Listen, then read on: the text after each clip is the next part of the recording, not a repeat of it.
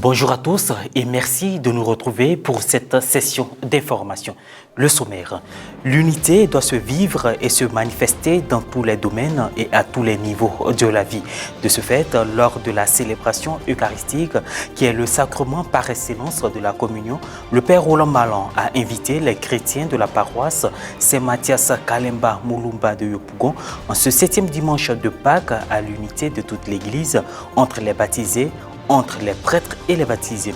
Et puis la quinzaine des jeunes édition 2022 de la pastorale paroissiale des jeunes de l'église Saint-Marc de Boucro de Boaké s'est refermée le dimanche 5 juin 2022 par la cérémonie de clôture et de récompense lors de la messe de Pentecôte présidée par le père Kadjeli Yao Michel, curé de la dite paroisse. Depuis le dimanche 15 mai, la jeunesse a vibré au rythme de plusieurs activités.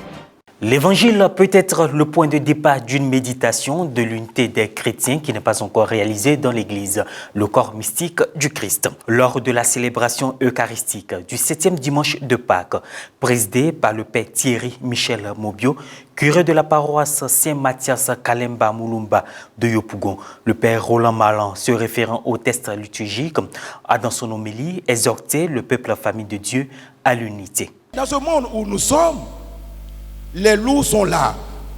Satan et ses anges sont là pour diviser le peuple de Dieu. Et depuis les commencements de l'Église, nous avons connu plus de schismes. Les frères séparés. Oui, on peut être séparés, mais on ne doit pas se voir comme des adversaires. Nous sommes frères en Jésus-Christ. La preuve en est, quand cet homme a commencé à chasser les démons, et les disciples sont allés voir le maître. Ce monsieur-là, voici ce qu'il fait en ton nom. Il dit, si il n'est pas contre nous, c'est qu'il est avec nous. Alors nous devons regarder nos frères, protestants, évangéliques, etc., comme des frères. On n'a pas à se mettre sur les réseaux sociaux.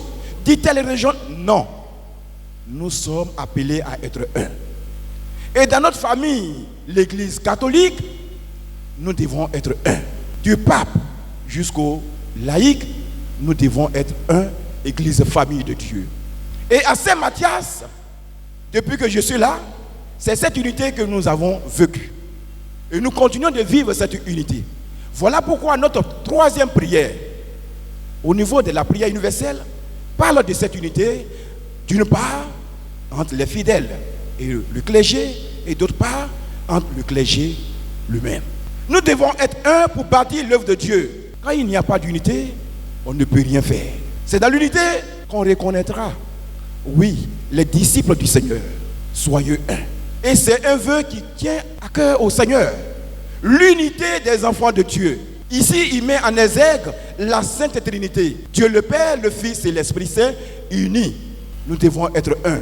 Arrêtons souvent de nous attarder sur ce qui ne nous fait pas progresser.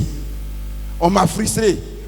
Partout où nous vivons, vous qui êtes mariés, la femme que vous avez aimée, est-ce que souvent il n'y a pas de frustration? On ne peut pas vivre dans une communauté et puis c'est toujours je t'aime, c'est vrai, on s'aime, mais il y a des petites choses. Donc allons-y à l'essentiel, ce qui nous unit, ce qui nous permet de construire notre église. La jalousie ne fait pas avancer les choses. Aimez-vous, et quand vous vous aimez, on peut arriver à l'unité. Alors chers frères, chers sœurs, nos mamans, on compte sur vous que notre paroisse, qui est aujourd'hui une référence, continue d'être, qu'il y ait l'unité. Et mais cette unité-là, on peut la faire qu'avec l'Esprit Saint. Mais on ne reçoit pas cet esprit-là dans le désordre, dans la division. Pour que l'unité des chrétiens soit une réalité, il faut accepter d'apprendre encore et d'accepter aussi de reconnaître la fidélité du frère qui ne pense pas comme nous. Chacun doit vivre en communion avec son frère comme au matin de l'église.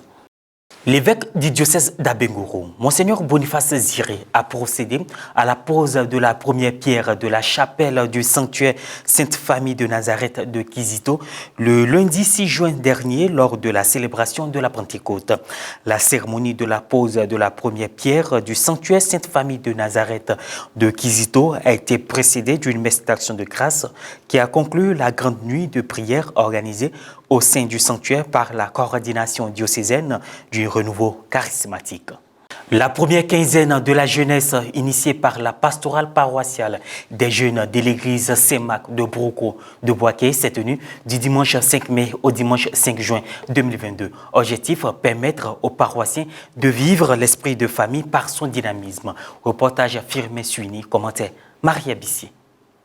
La pastorale paroissiale des jeunes de la paroisse Saint-Marc de Brocco de Boaké a initié la première quinzaine de la jeunesse du dimanche 22 mai au dimanche 5 juin 2022. L'objectif était de permettre à la jeunesse de la paroisse de vivre l'esprit de famille par son dynamisme, comme l'intitulé du thème de l'année.